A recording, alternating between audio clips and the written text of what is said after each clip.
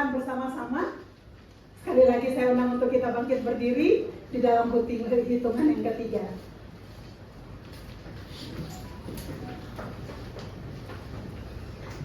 Siap? Multimedia.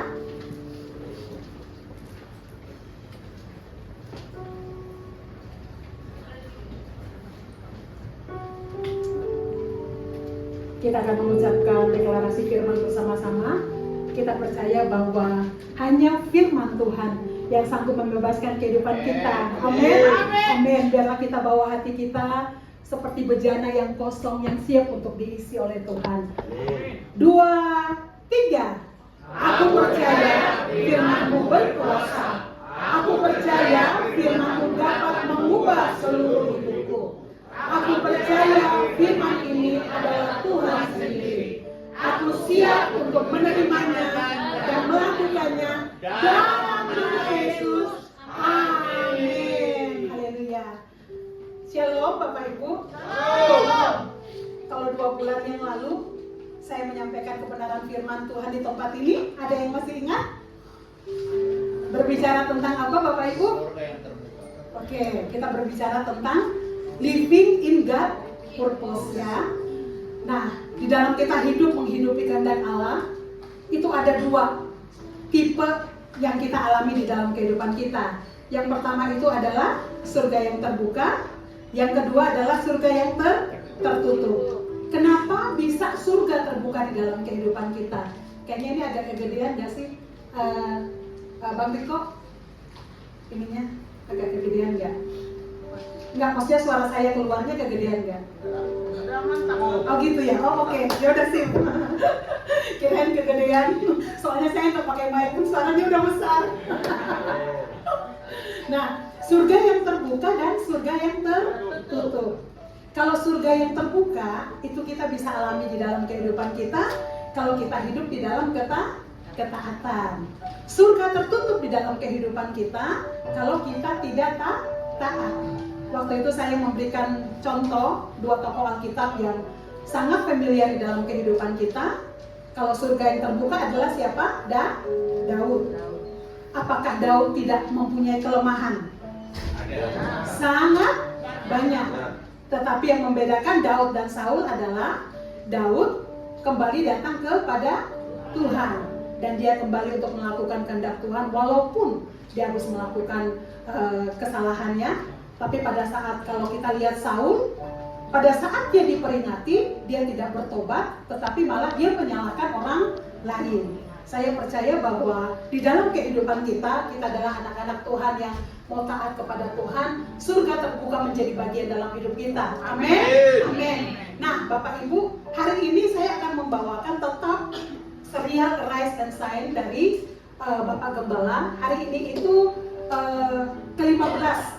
Jadi part ke-15 atau part yang terakhir yang berbicara tentang nilai-nilai di dalam kehidupan kita ya, dianut oleh GBI WTC untuk mengingatkan nilai-nilai Bapak Ibu guide lives. Guide apa? Generosity itu artinya apa? Murah hati.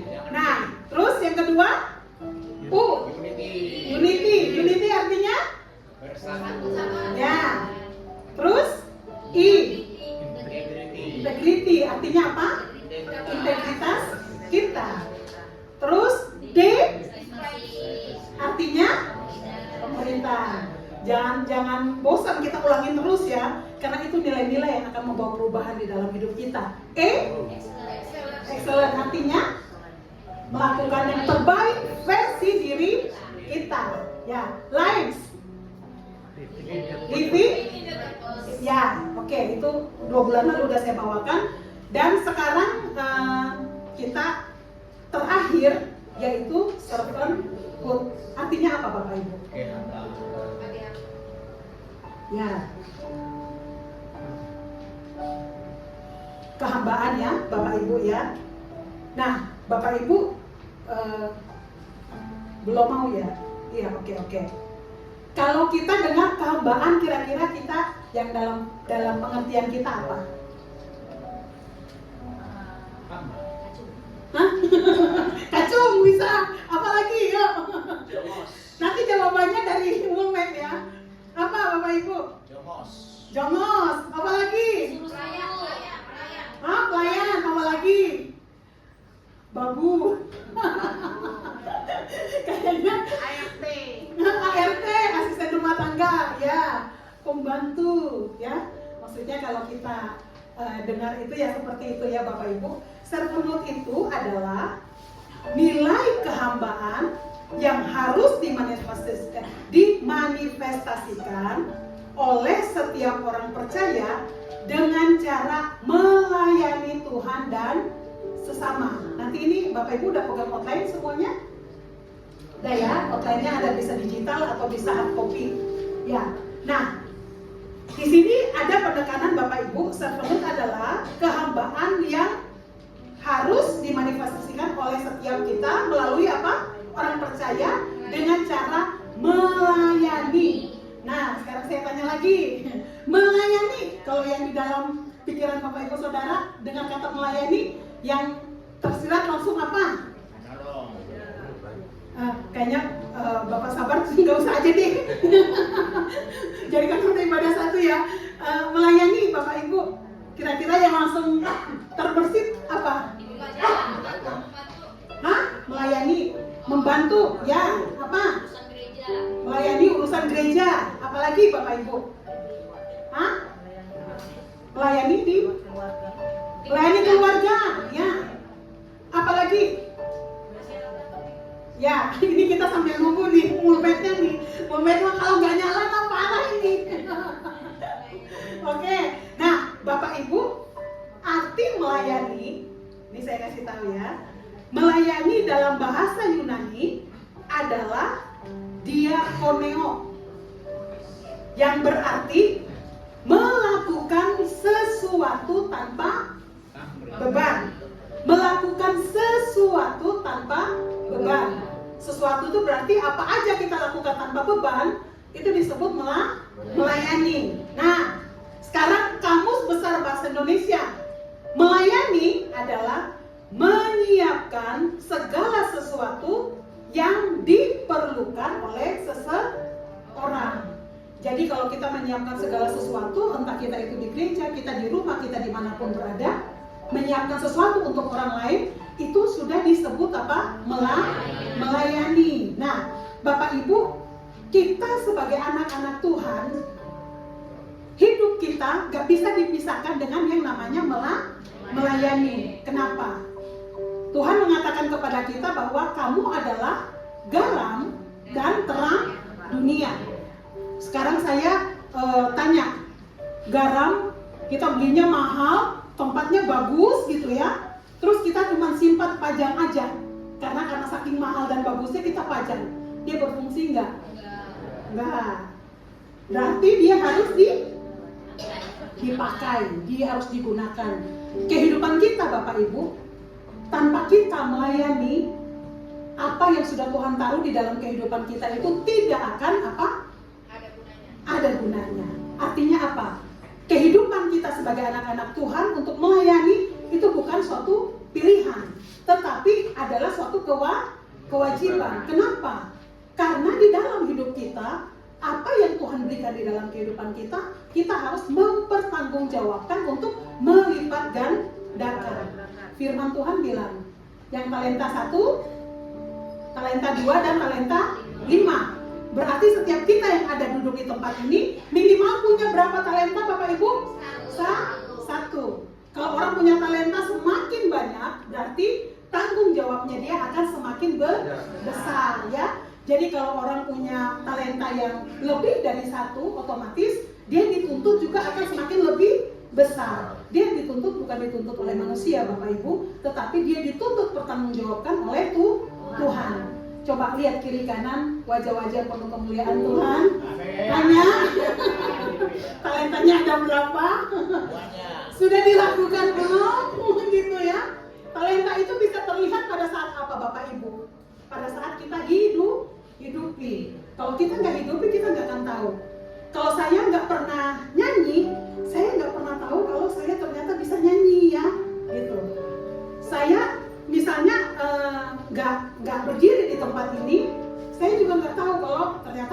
juga bisa bicara di depan mimbar. Itu kasih karunia Bapak Ibu. Karena sebenarnya kalau mau dipikir dari latar belakang saya orangnya minderan. Saya punya 6 bersaudara, saya anak tengah. Kakak saya itu waktu pergantian siswa antara Indonesia dan Australia, kakak saya terpilih. Terus kakak saya yang nomor 2, nomor 3 di atas saya, itu dari kelas 1 SD sampai dia SMA selalu ranking 1. Kalau saya sih nggak ranking 1. Kalau dipanggil ke sekolah itu karena saya nggak kerjain PR, kayak gitu-gitu lah.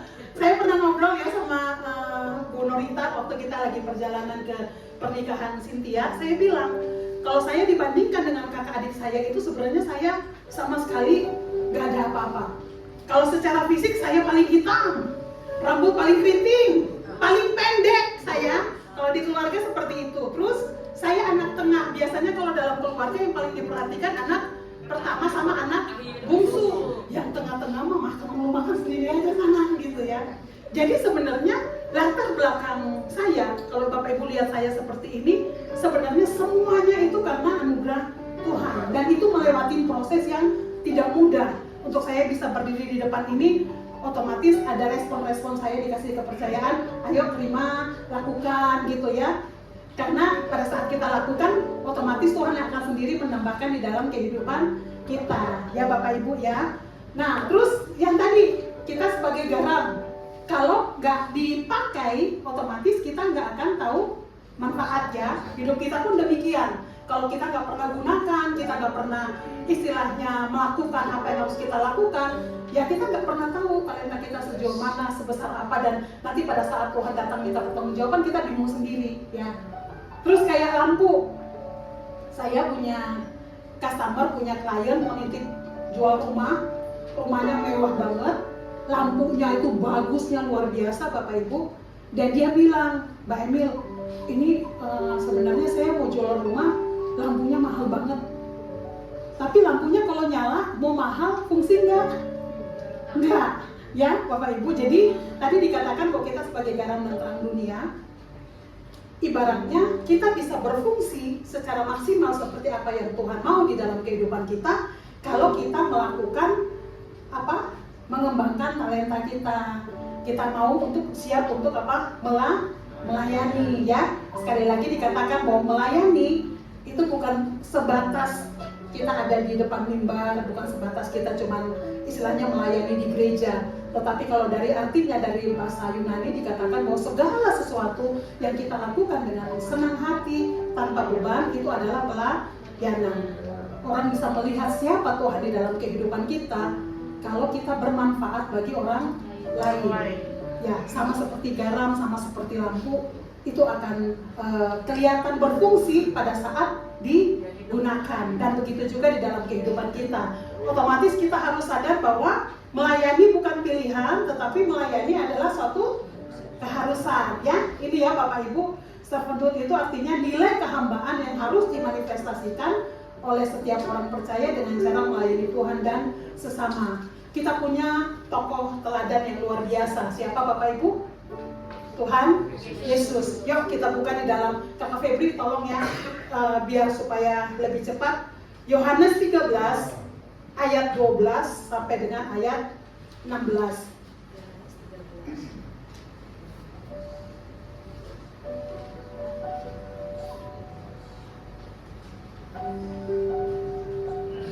Yohanes 13 ayat 12 sampai 16. Silakan Kakak Febri.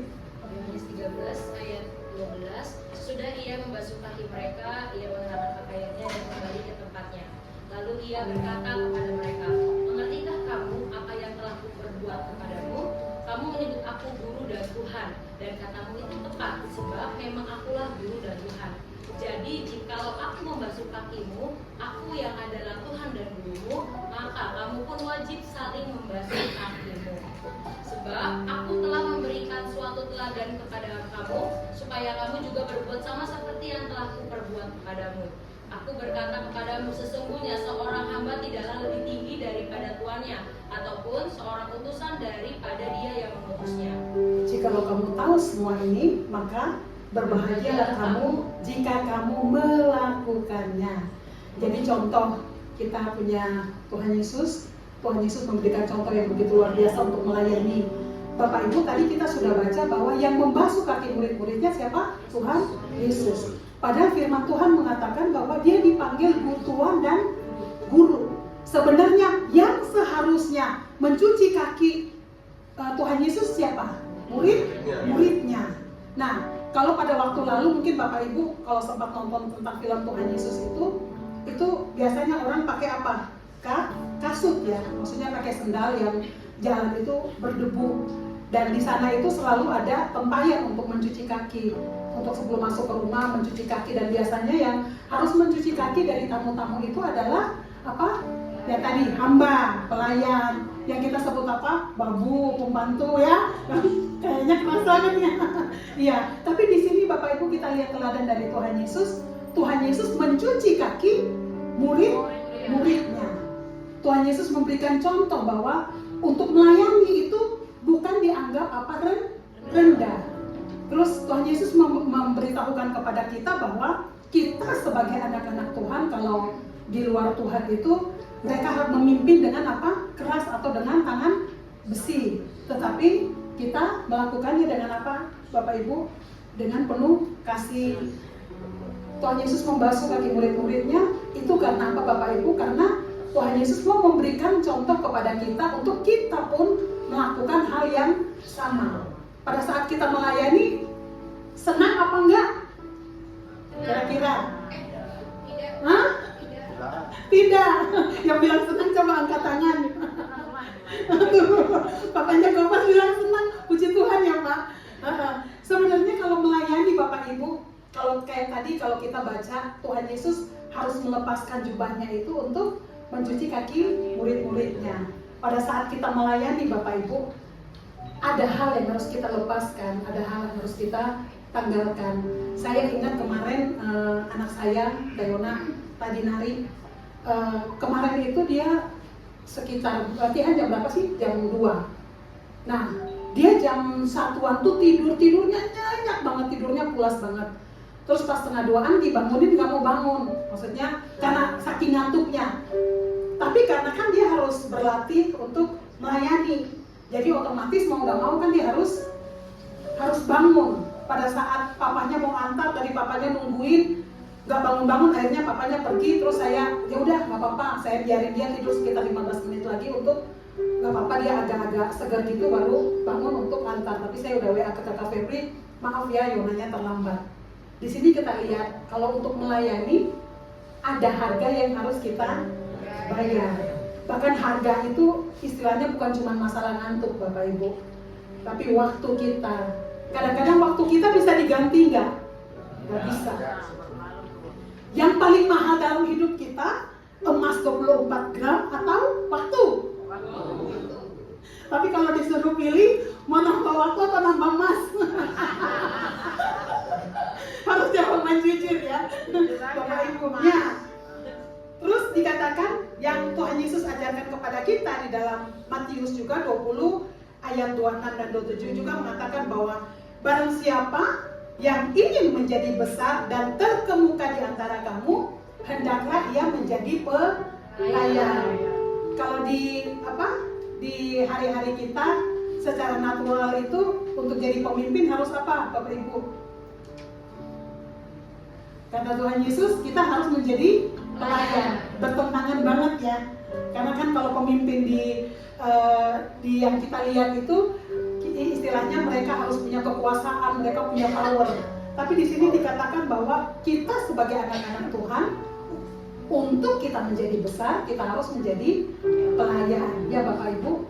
Nah, Martin Luther mengatakan bahwa setiap orang itu bisa menjadi besar, bisa menjadi hebat. Kenapa? Karena setiap orang bisa melayani. Dikatakan bahwa untuk kita menjadi besar itu kita harus apa? Melayani. Nah, sekarang saya tanya lagi. Melayani itu tadi dikatakan apa? Harus hal-hal yang besar atau dimulai dari hal-hal yang kecil? Contoh, coba hal-hal kecil yang kita lakukan yang bisa sebagai pelayanan kita. terhadap orang-orang yang ada di sekitar kita? Coba. Masak, nanya Tuh masak. Kirim ya. Oke, masak itu dalam keluarga. Coba kalau sama tetangga, contoh. nanya kabar. Nanya kabar, kasih senyum ya. Nah, apalagi kira-kira hal kecil yang bisa kita lakukan, tapi kita lakukan dengan segenap hati, kita lakukan dengan penuh kasih. Yang dikatakan itu adalah melayani. Ya. Nah, Bapak Ibu, di sini kita udah melihat contoh dari Tuhan Yesus ya. Di dalam Filipi 2 ayat 6 sampai 7, Febri bisa baca ayat 6 sampai 7. Yang walaupun dalam rupa Allah tidak menganggap kesetaraan dengan Allah itu sebagai milik yang harus dipertahankan, melainkan telah mengosongkan dirinya sendiri dan mengambil rupa seorang hamba dan menjadi sama dengan manusia. Ya. Bapak Ibu, kalau Tuhan Yesus tidak taat, hari ini kita nggak ada di tempat ini. Hari ini kita nggak selamat. Kenapa? Karena kita harus dihukum. Tapi karena Tuhan Yesus taat, Tuhan Yesus di dalam Filipi 2 ayat 6 sampai 7 tadi dikatakan bahwa mengambil rupa sebagai hamba, bahkan sampai mati di atas kayu salib, sehingga kita bisa ada seperti saat ini. Amin. Amin. Panggilan kita sebagai orang percaya itu tidak bisa dipisahkan dari kata melayani. Karena hidup kita diciptakan dan didesain untuk melayani. Jadi tanpa melayani, hidup kita tidak akan berarti apa-apa. Ya kayak tadi yang dikatakan garam dan terang. Dia akan berfungsi, dia akan bisa istilahnya punya kegunaan pada saat itu dipakai. Begitu juga di dalam kehidupan kita. Nah, sekarang yang menjadi pertanyaan, kenapa kita harus melayani? Hah? Tadi ada yang jawab? Wih, itu udah ikut TC sampai 07 selesai ya. TC dari 01 sampai 07 selesai itu kayaknya. Yuk, kita sama-sama di sini nomor 1 dikatakan bahwa melayani adalah pekerjaan Allah bagi setiap orang percaya. Jadi pada saat kita melayani di dalam kehidupan kita, kita harus sadar bahwa itu bukan karena kekuatan kita, bukan karena kemampuan kita, tetapi Allah yang mengerjakan di dalam hidup kita. Di outline Bapak Ibu tidak ada, tapi mungkin nanti bisa ditambahkan. Kita buka di dalam Filipi 2 ayat 13. Baca Pep. Filipi 2 ayat 13. Karena Allah lah yang mengerjakan di dalam kamu baik kemauan maupun pekerjaan menurut kerelaannya. Nah, Bapak Ibu, dikatakan bahwa pekerjaan itu yang kerjakan di dalam hidup kita adalah siapa? Tuhan. Jadi kalau Bapak Ibu ada punya kesempatan untuk melayani Tuhan, on fire, semangat untuk melayani Tuhan, kita harus sadar, kita harus ingat bahwa itu bukan karena kita, tetapi karena Tuhan. Makanya kita selalu mendengar bahwa melayani adalah karena Allah lah yang mengerjakan di dalam kita baik kemauan maupun pekerjaan menurut kerelaannya. Melayani adalah kesempatan untuk kita mengalami kasih dan kuasa Allah. Jadi sadar ataupun tidak, melayani itu bukan lahir dari diri kita. Jika kita digerakkan Tuhan untuk melakukan sesuatu, lakukanlah dengan bersuka cita. Karena pada saat kita lakukan sekecil apapun, menjadi jawaban untuk orang-orang di sekeliling kita tanpa beban, itu sudah disebut melayani ya. Jadi kalau melayani itu bukan kayak hanya istilahnya terbatas di gereja, tetapi pada saat kita ada di marketplace, pada saat kita ada di tempat kerja kita, terus istilahnya kita harus membawa siapa Allah di dalam kehidupan kita. Orang bisa melihat Tuhan dalam hidup kita melalui apa Bapak Ibu? Melalui kehidupan kita sehari-hari. Bagaimana pada saat kita berurusan dengan masalah-masalah yang ada, bagaimana respon kita, bagaimana tindakan kita, itu menunjukkan siapa Allah di dalam hidup kita. Kayak saya misalnya udah mau closing, udah sampai di ujung nih, udah hampir tuh closing, tapi ternyata nggak jadi. karena ada satu dan lain hal ternyata nggak jadi, padahal udah dihitung-hitung tuh fee-nya nih, kalau ini closing ini kira-kira udah dapat berapa ya, tapi ternyata nggak jadi. Nah, respon saya itu akan menunjukkan siapa Tuhan di dalam hidup saya, ya, di dalam hidup kita. Nah, pada saat kita istilahnya segala sesuatu yang terjadi, mungkin secara manusia kita ngerasa nggak enak, tapi kita percaya bahwa Tuhan sedang bekerja untuk menyatakan sesuatu di dalam hidup kita. Tanpa kita sadar, itu akan memberkati orang-orang di sekeliling kita. Ya, bagaimana kita berespon, bagaimana kita bereaksi, bagaimana kita cara menyelesaikan masalah, tanpa kita sadar itu menunjukkan siapa Allah yang kita percaya. Kalau kita percaya bahwa Allah melakukan segala sesuatu untuk kebaikan kita, cara respon kita tentu akan berbeda. Kalau kita percaya bahwa di dalam segala sesuatu tetap ada di dalam kendali Tuhan, sekalipun itu tidak mengenakan di dalam hidup kita, tapi kita bisa memberi respon yang benar. Jadi pada saat kita memberi respon yang benar, tanpa kita ngomong kesaksian tentang Tuhan pun, orang akan tahu Tuhan yang kita layani, Tuhan yang kita sembah, Tuhan yang kita puji adalah Tuhan yang hidup, ya, Tuhan yang luar biasa di dalam kehidupan kita. Dan sebenarnya dalam hal seperti itulah kita bisa menyaksikan kasih Tuhan di dalam hidup kita. Nah, nomor 2 tadi ya, ternyata udah masuk nomor 2. Jadi dikatakan mengapa kita harus melayani. Melayani adalah cara kita untuk menyatakan karya dan kasih Allah ke dalam dunia. Orang tidak akan mungkin tahu siapa Allah kita tanpa kita melakukan apa-apa. Tadi udah disepakat kita di depan bahwa garam dan terang itu akan ada manfaatnya itu ya pada saat ada yang dilakukan. Kita juga sama Bapak Ibu. Pada saat kita melakukan segala sesuatu di dalam kehidupan kita, disitulah baru orang akan melihat Tuhan. Untuk menyatakan karya dan kasih Allah di dalam dunia, disitulah dikatakan apa? Kenapa kita harus melayani. Banyak hal yang sudah Tuhan buat di dalam hidup kita.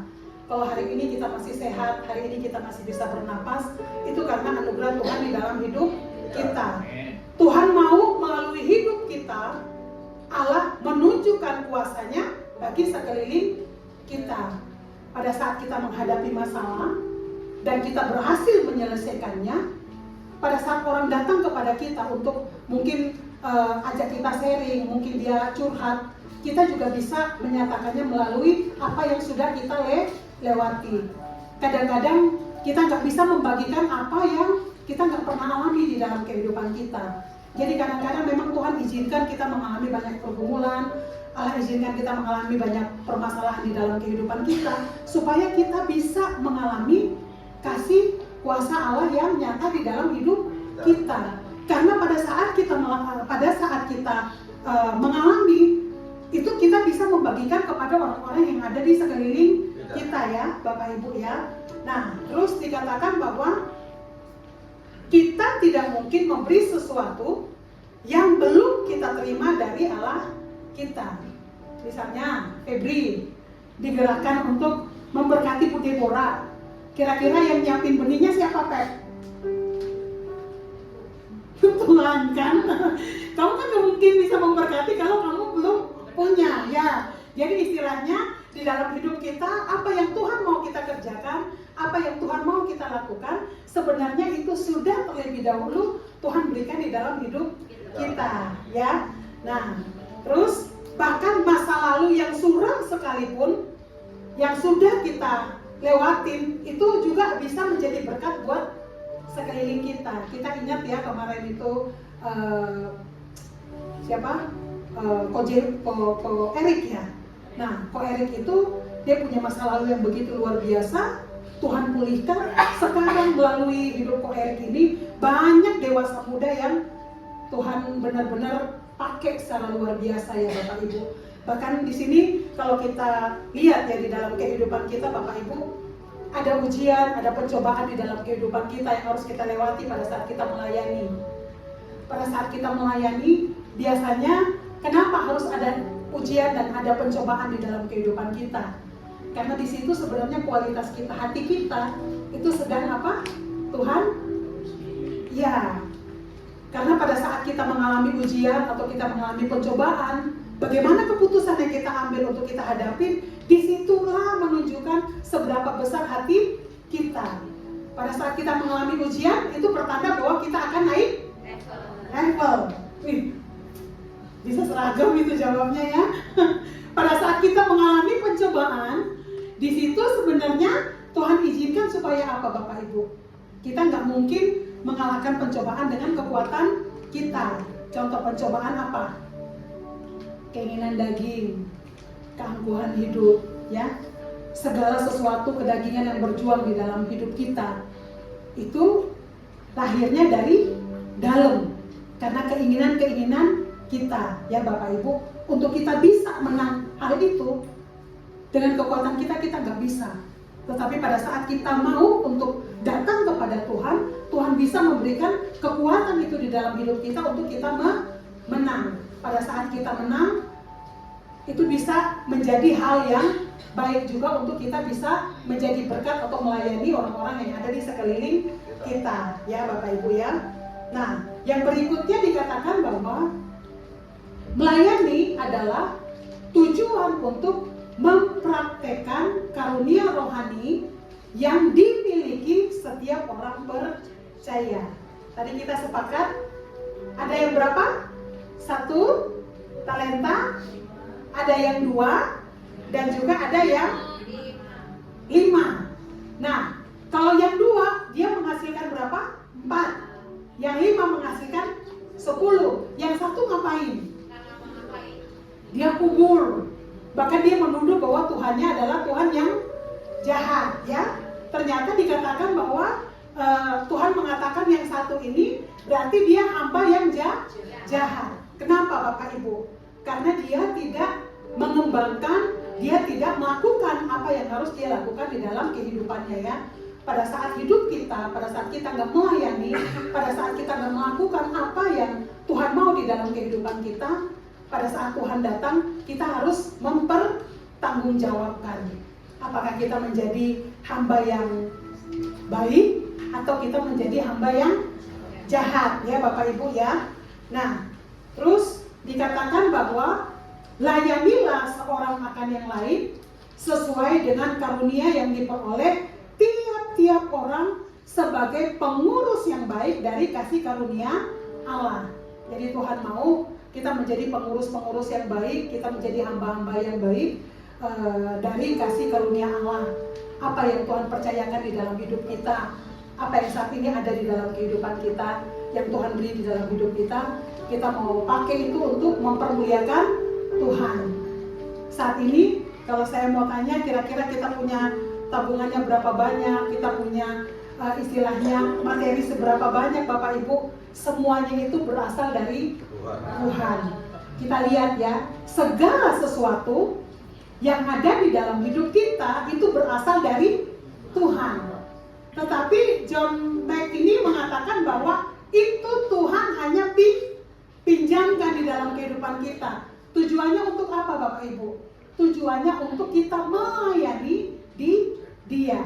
Jadi segala sesuatu yang saat ini sedang ada di dalam tangan kita, apapun itu, mungkin Tuhan sedang mempercayakan jabatan di dalam pekerjaan kita, mungkin Tuhan sedang mempercayakan materi di dalam hidup kita, atau mungkin Tuhan sedang mempercayakan segala sesuatu yang kita bisa bagikan, kita bisa lakukan, kita bisa memberkati orang-orang dengan apa yang di dalam tangan kita. Itu dikatakan itulah tujuan Tuhan memberi di dalam hidup kita, ya. Jadi talenta diberikan untuk kita bisa maksimal melayani Tuhan dan sesama. Tuhan memberkati pekerjaan kita sehingga kita bisa menjadi jawaban untuk orang lain. Bapak Ibu, kita ada di dalam gereja GBI WTC. Siapa yang hafal visi gereja? Visi gereja ada di belakang Bapak Ibu. Membangun jemaat yang kudus, dewasa, dan mengalami terobosan, sehingga dapat mengubah komunitas, mempengaruhi kota dengan nilai-nilai kerajaan Allah, memberi dampak positif untuk bangsa. Kalau tadi saya katakan teladan Tuhan Yesus di dalam melayani pada saat Tuhan Yesus membasuh kaki murid-muridnya. Kita pun punya teladan Bapak Ibu dari gereja kita sendiri. Gereja kita itu memiliki rumah sakit. Rumah sakit yang disebutnya apa? RIS ya, Rumah Indonesia Sehat. Bapak Ibu, itu berawal dari suka melakukan yang apa namanya, kalau Pak Sabar ya, kalau saya di sini baru 7 tahun mungkin belum pernah ngikutin, tetapi waktu lalu di sini itu suka dilakukan apa sih, pengobatan gratis. Iya, Basos. Dari pengobatan gratis, terus gereja itu membuat klinik. Nah, dari klinik itu menjadi rumah sakit. Kita lihat step demi step Bapak Ibu. Tetapi di sini kita lihat bahwa sesuatu yang ada di dalam tangan kita, yang kita lakukan dengan segenap hati, itu otomatis akan berkembang. Firman Tuhan katakan bahwa setia dalam perkara-perkara kecil, maka akan dipercayakan perkara-perkara yang besar. Kalau kita dengar kesaksian dari Bapak Gembala untuk membangun RIS, itu berdarah-darah. Prosesnya gak gampang, prosesnya gak mudah Bapak Ibu. Tetapi hari ini banyak orang yang benar-benar bisa mengalami Tuhan, karena RIS itu berusaha untuk membantu orang-orang yang gak mampu, menolong orang-orang yang gak mampu. Itu visi kenapa RIS itu ada sampai RIS hari ini itu ada. Jadi pada saat Bapak Gembala taat melakukan mulai dari hal-hal kecil yang Tuhan kasih, Tuhan mempercayakan yang besar. Tuh, RIS. Yang kedua, kita punya HOB, Bapak Ibu. Siapa yang kemarin ikut ke HOB? Ya, Bapak Ibu, waktu lihat di HOB itu pembangunan yang begitu luar biasa, Bapak Ibu. Tetapi untuk membangun HOB itu ada langkah stepnya. Yang pertama itu Bapak Gembala kan suka, istilahnya gereja kita di pusat itu suka membagi-bagi sembako ya untuk orang-orang yang berkekurangan. Nah, pada saat setia taat melakukan itu, tiba-tiba Tuhan percayakan untuk harus memberi makan satu kota.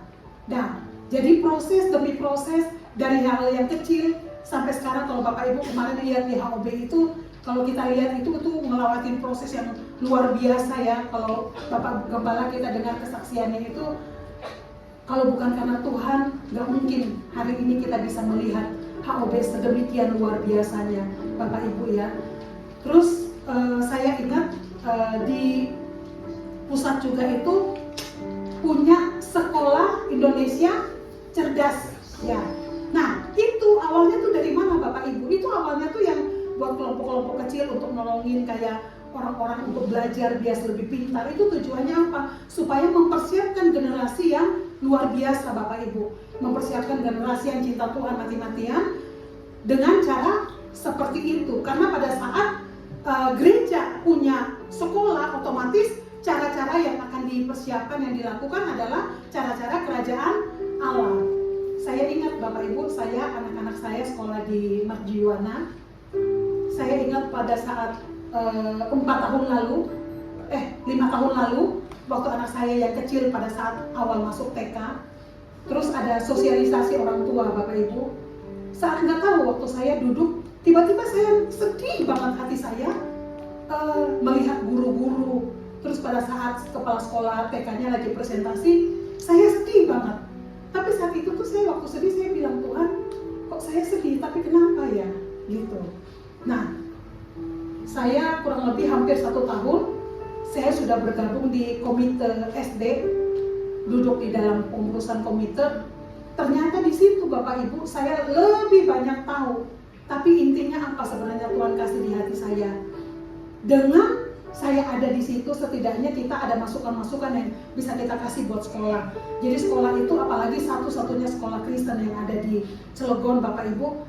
Waktu melihat muridnya semakin berkurang, sedih rasanya, sedih banget. Di situ sebenarnya Bapak Ibu, kita harus berdoa, kita harus perjuangkan untuk sekolah ini harus terus eksis Bapak Ibu.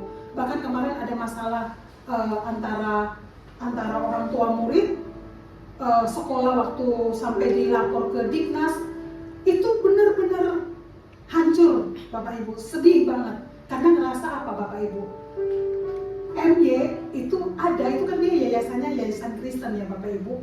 Dan benar-benar kita sangat berharap, bahkan kita harus berdoa, kita harus mendukung supaya lewat sekolah ini lahir generasi yang cinta Tuhan mati-matian dan secara knowledge dipersiapkan untuk esok hari kita bisa punya orang-orang yang penting duduk di dalam pemerintahan, mereka duduk di dalam posisi-posisi untuk mengambil keputusan supaya benar-benar keberadaan kita itu bisa berdampak. Rasanya itu hal yang mustahil Bapak Ibu, tapi pada saat kita punya hati, kita berdoa, gak ada yang mustahil ya. Karena pada saat-saat seperti itu, sekolah butuh topangan, sekolah butuh segala macam itu, Tuhan sengaja taruh kita di situ untuk kita bisa melakukan sesuatu untuk membela pekerjaan Tuhan. Pada waktu kita lagi ada beberapa hal yang menjadi akhir-akhir ini menjadi masalah, Tuhan ingatkan saya Bapak Ibu bahwa pada saat kita mau sekolah emang karena swasta identik dengan apa? Bisnis.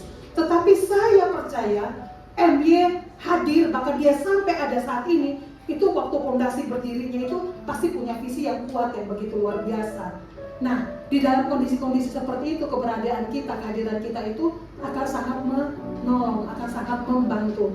Bapak Ibu juga saya nggak tahu saat ini Tuhan sedang tempatkan di mana, di lingkungan, di area seperti bagaimana. Tapi kehadiran kita, doa-doa kita itu akan membawa perubahan, itu akan membawa dampak.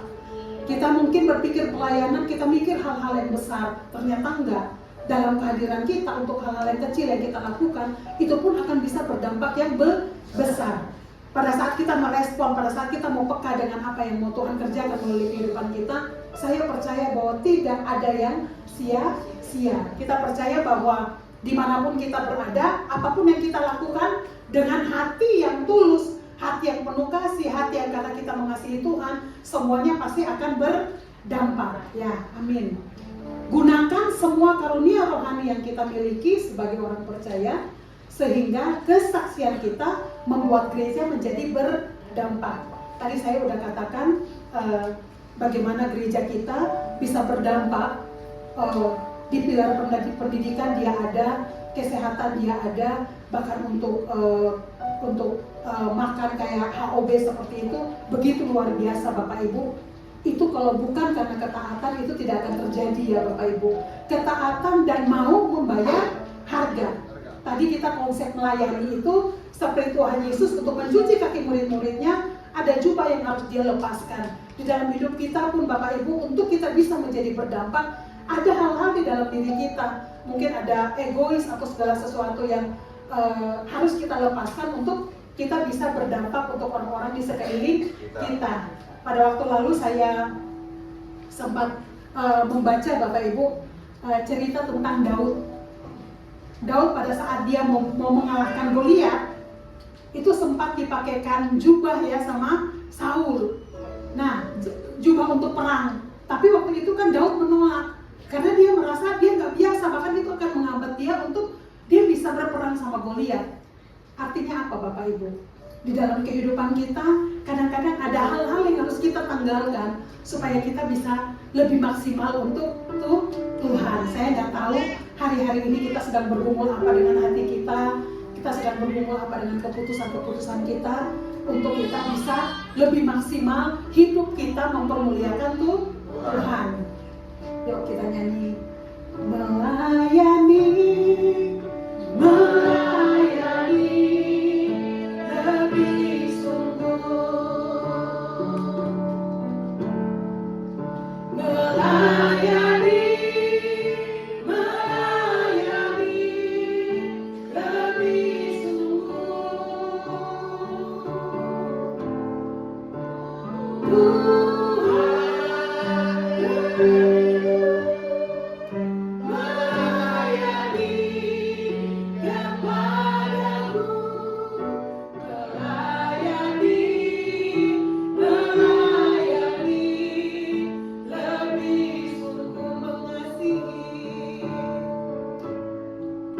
Mengasihi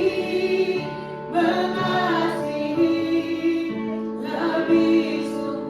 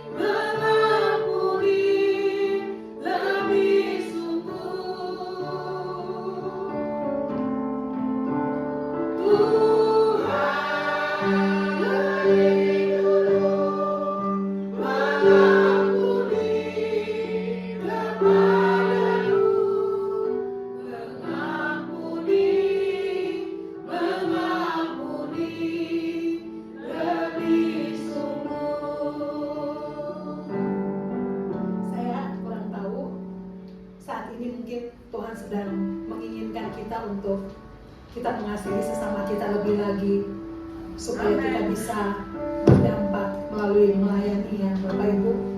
Atau mungkin kita sedang Tuhan ajarkan untuk kita mengampuni lebih sungguh-sungguh satu dengan yang lain, supaya itu tidak menghambat kita untuk Tuhan memakai hidup kita lebih lagi di dalam melayani Bapak Ibu. Apapun yang menjadi pergumulan kita pada saat ini, terus kita datang kepada Tuhan. Tuhan memberikan kekuatan kepada kita. Kita lewati semua persoalan, kita lewati semua pergumulan, kita lewati semua ujian-ujian yang Tuhan izinkan kita lewati di dalam hidup kita, supaya hidup kita benar-benar berdampak seperti desain awal Tuhan kerjakan di dalam kehidupan kita. Sebagai anak-anak Tuhan, sekali lagi kita harus menyadari bahwa melayani itu bukan pilihan, tetapi melayani adalah hakikat itu di dalam hidup kita, wajib, kudu. Ya, karena tanpa kita melayani, hidup kita kosong, Bapak Ibu.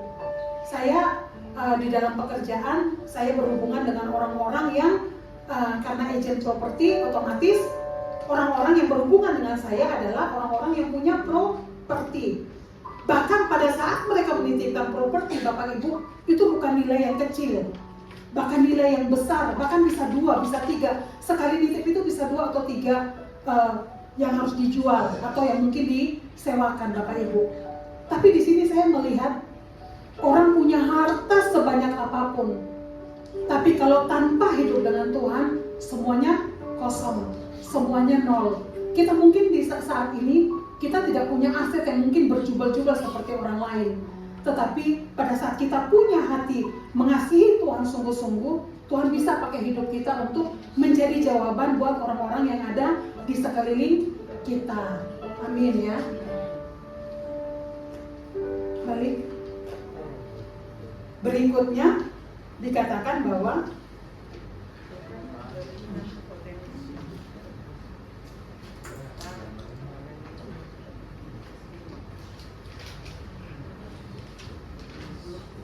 ya, kita akan mempunyai pelayanan atau melayani yang berdampak itu kalau kita punya hati di dalam kita melakukan segala sesuatu. Motivasi hati kita itu yang akan mempengaruhi seberapa besar dampak akan dialami oleh orang-orang. Pada saat kita melakukan dengan sungguh-sungguh, kita melakukan karena kita mengasihi, kondisi apapun itu akan membuat kita tetap bertahan. Kenapa? Karena dasar motivasi yang kita lakukan adalah hati yang mengasihi kepada Tuhan. Pada saat kita melakukan hal tersebut, saya percaya sekecil apapun yang kita lakukan, pada saat hati kita benar di hadapan Tuhan, yang kita kerjakan mungkin gak seberapa, tapi Tuhan akan Tuhan akan melakukan yang kita gak bisa lakukan untuk menyelesaikan apa yang Tuhan mau kita kerjakan di dalam hidup kita. Nah, Tuhan memberikan potensi, karunia, serta talenta dalam hidup ini agar kita melayani Tuhan dan sesama. Seberapapun yang ada di dalam hidup kita, talenta mau 1, mau 2, mau 5, semuanya itu Tuhan titipkan untuk kita melayani Tuhan dan sesama. Seorang hamba haruslah memiliki sikap senang dalam melayani serta memiliki sikap yang rendah hati. Apakah pada saat kita melakukan kehendak Tuhan, pada saat kita melayani, semuanya berjalan dengan baik, mulus jalan tol tanpa hambatan? Enggak. Tetapi pada saat kita menghadapi masalah, pada saat kita menghadapi hal-hal yang tidak sesuai dengan yang kita mau, disitulah kelihatan kualitas hati kita, dasar kita melakukan pelayanan itu apa. Kadang-kadang memang Tuhan izinkan kita ngalamin masalah-masalah yang gak sesuai dengan kita mau. Tujuannya supaya kualitas hati kita itu teruji. Di sini dikatakan seorang hamba tidak memerlukan ucapan terima kasih. Benar apa enggak? Secara manusia, ya ini yang nulisnya pendeta, jadi kita nggak bisa bantah ya. Tapi secara manusia, pada saat kita melakukan sesuatu yang baik, kita melakukan hal yang terbaik sudah menurut versi kita, terus orang berterima kasih, kira-kira kira-kira wajar apa enggak? Wajar. Kita senang apa enggak? Senang. Tetapi pada saat yang sama, kalau kita tidak diberikan terima kasih, respon kita seperti bagaimana? Tetap yakin. Coba saya lihat yang di belakang mana ada senyumnya enggak? Hah? Oh ya, masih on ya, senyumnya masih sumringah semuanya. Oke, Bapak Ibu, di sini sebenarnya kualitas hati kita, kualitas pelayanan kita teruji pada saat kita mengalami masalah. Kayak dikatakan bahwa pelaut yang hebat itu tidak dihasilkan oleh laut yang tenang, tapi pelaut yang hebat itu dihasilkan oleh ombak yang besar. Ternyata sadar atau nggak sadar di dalam kehidupan kita, pada saat kita mengalami pergumulan, pada saat kita mengalami masalah, disitulah kelihatan seberapa kita bergantung sama Tuhan. Tuhan ada di posisi mana? Tuhan yang memimpin kita atau kita yang memimpin Tuhan? Ya, oke. Melayani adalah cara memimpin yang sesuai dengan rencana surga bagi manusia. Yang tadi ya, yang kita pelajari bersama tentang Tuhan Yesus membasuh kaki murid-muridnya. Langkah pertama dari kepemimpinan adalah kehambaan atau apa? Melayani. Jadi kalau kita mau menjadi besar, kita mau menjadi lebih hebat, lebih luar biasa, yang harus kita lakukan adalah melayani. Kalau dunia nggak kenal itu, Bapak Ibu. Tetapi kalau kingdom mentality atau kita punya mental anak-anak kerajaan Allah, itu memang berbanding terbalik dengan apa yang kita hadapi sehari-hari. Tetapi percayalah bahwa pada saat kita melakukan firman Tuhan, itu Tuhan akan bekerja di dalam kehidupan kita. Sebagai pemimpin, waktu kita melayani, jabatan kita tidak hilang. Justru orang lebih respect terhadap kita dan impact-nya menjadi sangat besar. Kadang-kadang yang menghambat kita untuk melakukan melayani lebih lagi itu karena apa? Jubah, ya, jabatan. Kadang kalau semakin kita, ini mah bukan area saya. Kemarin suami saya kasih lihat saya satu video Perdana Menteri Belanda ya, yang pada saat dia menumpahkan susu itu viral ya, pemimpin yang viral. Menumpahkan susu waktu dia mau keluar dari mana, kantor atau apalah ya Bapak Ibu. Tapi di situ banyak orang-orang yang itu tuh yang suka bersih-bersih itu, cleaning service ya. Tapi ternyata dia enggak. Dia tetap ambil, dia tetap sendiri, dia yang tetap lakukan. Dan pada saat dia selesai melakukan itu, cleaning service-nya semua tepuk tangan Bapak Ibu. Karena di situ menunjukkan bahwa istilahnya dia menumpahkan, dia bertanggung jawab untuk membersihkan. Tapi di situ kita bisa lihat teladan ya Bapak Ibu. Kalau tingginya jabatan itu dengan kita punya sikap hati melayani, itu semuanya ya istilahnya semakin tinggi posisi kita dan kita melayani, sebenarnya disitulah impact-nya akan semakin lebih besar. Tetapi kalau kita punya jabatan yang dikatakan yang seperti firman tadi, kita dengan kekerasan, kita dengan tangan besi, itu malah mempermalukan apa tuh? Tuhan. Kita hari ini belajar tentang melayani.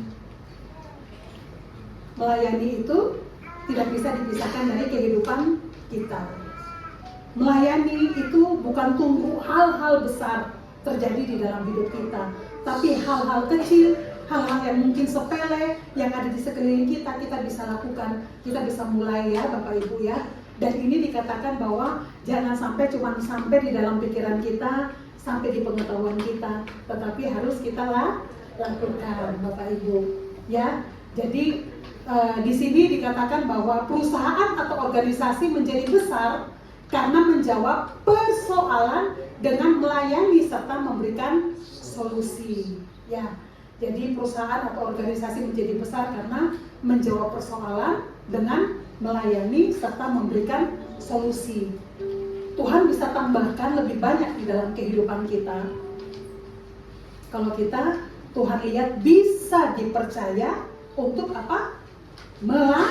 Melayani, untuk kita bisa menjadi besar, untuk kita bisa menjadi kapasitas kita lebih banyak lagi untuk bisa menjawab kebutuhan orang-orang yang ada di sekeliling kita. Saya ingat 2 minggu yang lalu Pak Im 2 minggu atau 3 minggu lalu ya, Pak Im waktu berkhotbah di tempat ini, saya ingat waktu itu ibadah 1.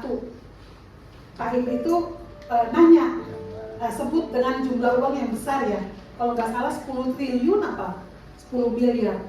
Terus Pak Im nanya, kalau misalnya Tuhan kasih kita, kira-kira apa yang harus kita lakukan? Saya ingat waktu itu suami saya jawab dengan santai ya, karena suasananya kayak lagi santai seperti itu. Suami saya bilang bagi-bagi. Tapi di situ saya lihat Pak Im langsung dengan tegas dia bilang, terkadang Tuhan nggak memberkati kita, Tuhan nggak memperbesar kapasitas kita, karena sebenarnya kita nggak tahu saat Tuhan memperbesar kapasitas kita, apa yang harus kita lakukan. Tuhan mau memberkati kita lebih lagi, tapi sebenarnya kita nggak ngerti saat kita diberkati apa yang harus kita lakukan. Itu Bapak Ibu. Jadi di sini letaknya ada di siapa Bapak Ibu? Letaknya ada di kita. Tuhan sanggup memberkati kita lebih, sangat sanggup. Tapi bagaimana kita mengelolanya, disitulah yang akan menentukan seberapa banyak, seberapa besar yang bisa Tuhan percayakan dalam hidup kita. Pada saat kita dipercayakan 1, apakah kita lipat gandakan menjadi 2? Pada saat kita dipercayakan 5, apakah kita lipat gandakan menjadi 10? Apakah kita bisa dikatakan sebagai hamba yang setia, pengurus yang baik ya? Tadi dikatakan, apakah kita bisa dipercaya seperti itu? Seringkali kita nggak bisa dipercaya, kenapa? Karena apa yang ada di dalam tangan kita nggak kelola dengan baik, kita nggak bertanggung jawab, kita ngegampangin, ya, kita memandang segala sesuatu itu istilahnya dengan cara pandang kita yang terbatas, dan kita menghambat untuk Tuhan bisa bekerja melalui hidup kita lebih lagi ya, Bapak Ibu. Di sini kita tentang melayani, Bapak Ibu. Selesai, saya mau putarkan salah satu video Bapak Ibu. Ini di pusat, bagaimana istilahnya orang yang punya kedudukan tinggi, dia menjadi penjaga di HOB Mart ya Bapak Ibu. Bagaimana dia lakukan dengan sepenuh hati, dan kita lihat Tuhan, apa yang Tuhan kerjakan di dalam kehidupan dia. Kira-kira ini menjadi inspirasi untuk kehidupan kita. Silakan.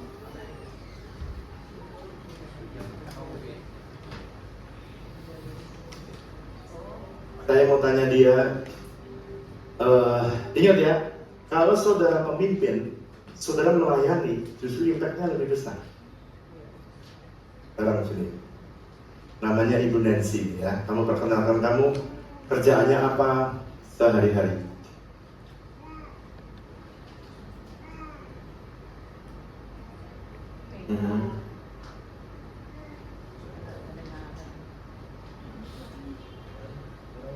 Jangan lihat kecilnya badan. Ini adalah kontraktor building-building, dan sebagian besar kamu mengerjakan apa? Ini membangun fasad airport yang ada di Indonesia.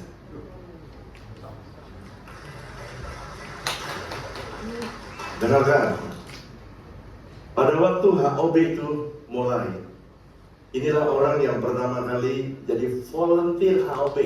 Coba kamu cerita apa yang kamu lakukan dan kamu lakukan untuk merintis HOB sebelum kamu bisa bayar manajer. Pertama di kebun kita ngurusin karyawan yang di ladang, gimana supaya mereka punya efisien. Jadi kita tata manajemennya, in outnya kita benahin, terus bagaimana kita memikirkan penjualannya dari awal dengan modal seadanya, dengan resource seadanya. Jadi kita mulai tata dari kebun, dari mereka mulai kerja, bagaimana mereka mempunyai sikap jam kerja, pulang kerja. Siapa yang bayarin gajian tiap Sabtu? Saya dan tim Pak, tim BOV. Ini dari maknya HOB waktu belum bisa punya manajer untuk bagi gaji. Dia dari kontraktor kerja pulang dan bagi gaji. Perhatikan ya. Apakah nilai dia kemudian turun di depan orang-orang HOB? Apakah dia makin rendah? No, bukan. Satu hari dia belum ada, belum bayar mark, belum bisa bayar mark. Maka dia mengajak ibu-ibu, tim keuangan, diakones diajak jualan. Terus kemudian ketika kamu jualan, satu peristiwa apa yang boleh cerita, kamu ditanyain sama salah satu jemaat WTC? Iya, jadi waktu itu saya berjualan di sayur di HOB. Jadi setiap habis ibadah kita gelar untuk bisa berjualan setiap jemaat yang datang. Jadi waktu itu saya juga nggak nyangka bahwa ada satu customer saya gitu ya. Ternyata jemaat di sini juga yang udah 9 tahun dan saya juga belum pernah ketemu. Jadi saat itu dia bilang, loh kok kamu di sini gitu kan? Biasa kan kita meeting gitu kan. Sekarang kok ada Jualan sayur gitu ya? Ada side job gitu ya, tiap minggu jualan sayur. Saya bilang iya, kita melayani di sini. Siapa yang tanya itu siapa? Yang tanya kamu tuh kedudukannya apa dia? Dia salah satu kontraktor besar sih Pak.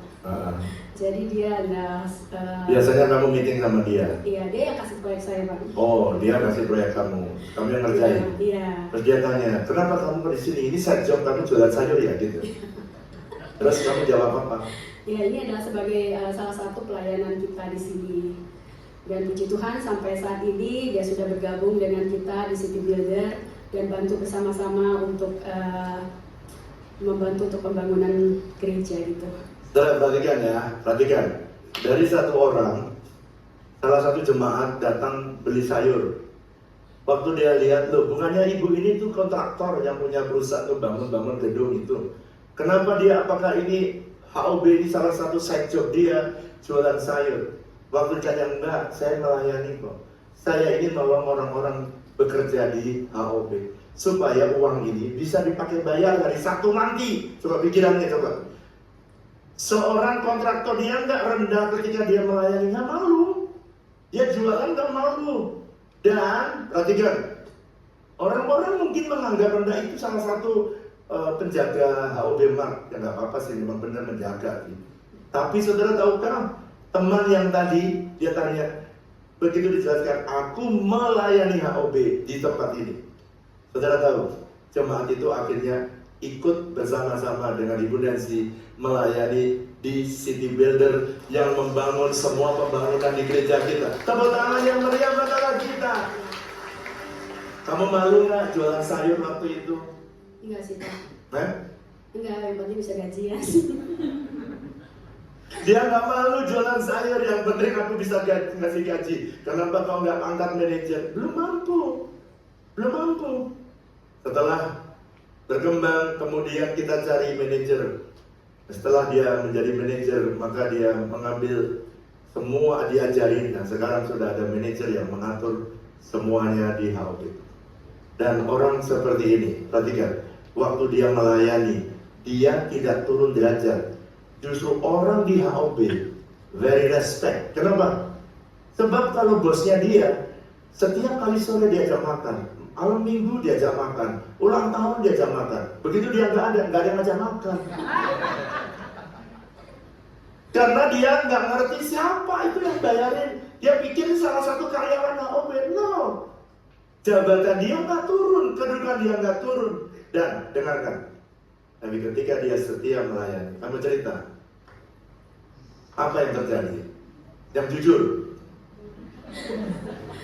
Puji Tuhan sih ya, Tuhan kasih kepercayaan. Jadi habis pandemi, puji Tuhan, Tuhan kasih kepercayaan begitu banyak. Jadi kita juga mendapat omset yang belum pernah saya dapat sebelumnya. Dapat omset yang tidak pernah di tengah pandemi orang lain sulit. Kenapa dia? Karena rajin jualan sayur. See? Bukan sayurnya, tapi itu hati Tuhan dan dia lakukan. Yang terakhir, kamu cerita sama ibu, ada proyek harusnya dikerjakan, coba ceritakan supaya tahu. Ya, jadi puji Tuhan tiba-tiba saya dipercayakan satu proyek yang besar. Jadi waktu itu saya juga udah takut ya, karena saya harus menyelesaikan selama 4 bulan. Tapi ketika dia bilang, udah kita nggak mau tender, cuman kamu yang harus kerjakan. Jadi 4 bulan kamu harus selesai. dan puji Tuhan 4 bulan bekerja Sama dengan? sama dengan omset 2,5 tahun. Tepuk tangan dong buat Allah kita. Lihat ya, Tuhan itu nggak pernah ngutang. Kalau saudara melayani Tuhan dengan sungguh-sungguh kayak siapa dia Christopher. Ini Christopher dia OB. Christopher bukan tukang letek, tukang jualan sayur. Tapi dengarkan, kalau kau melayani dengan hati yang sungguh-sungguh, saya mau beritahu, Tuhan bisa memberkati dia kerja 4 bulan sama dengan kerja 2,5 tahun. Tepuk tangan buat Allah kita. Terima kasih Nancy. Saya mau putarkan satu video.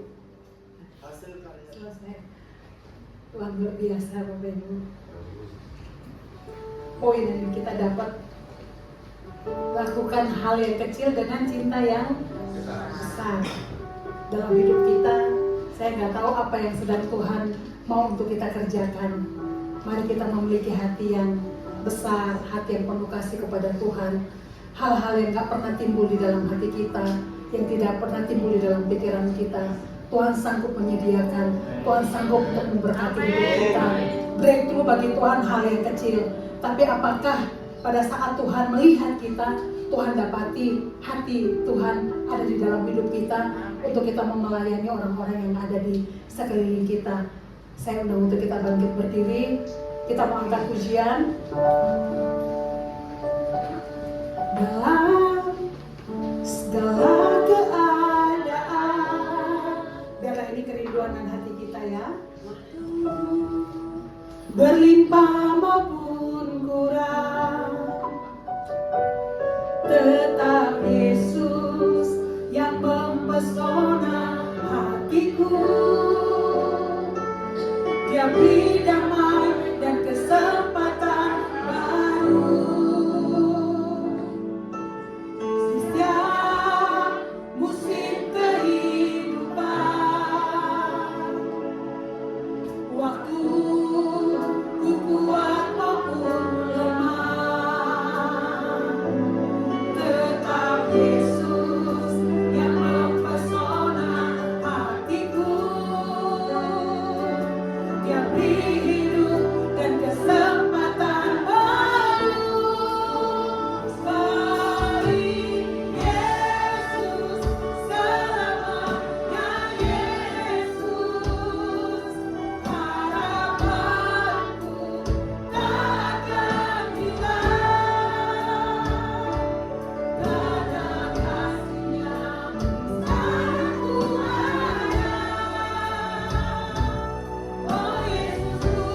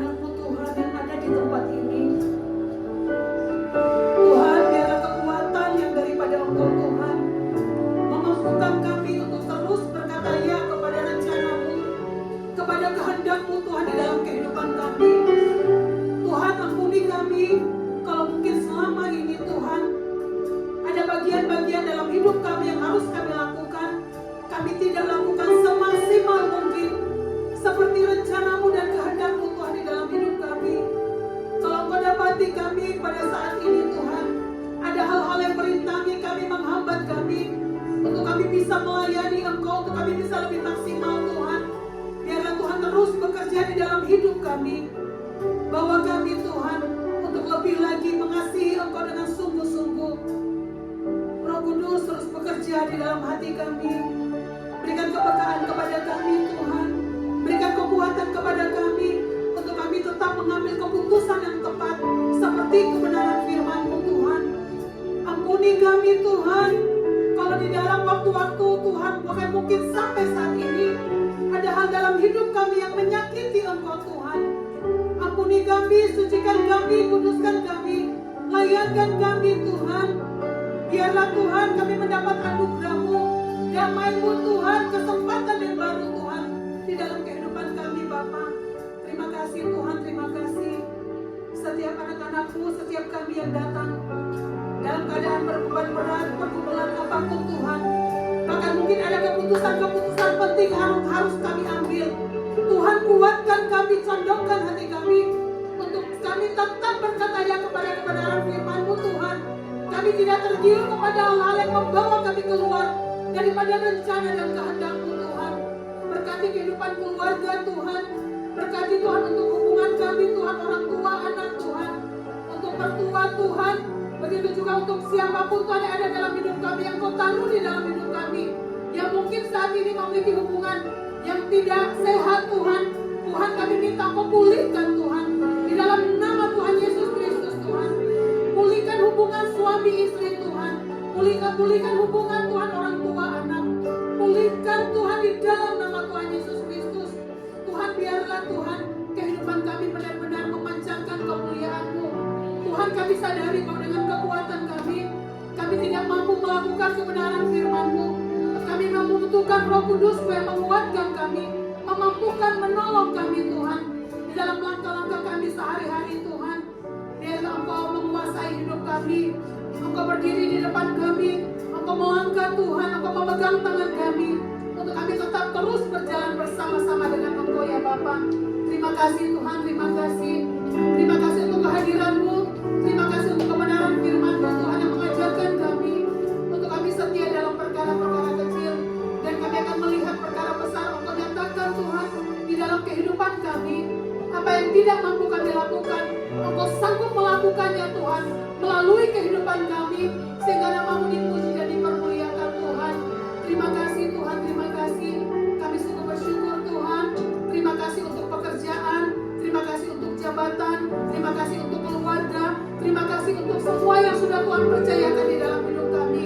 Biarlah kami menggunakan semuanya untuk kemuliaan dan hormat nama-Mu Tuhan.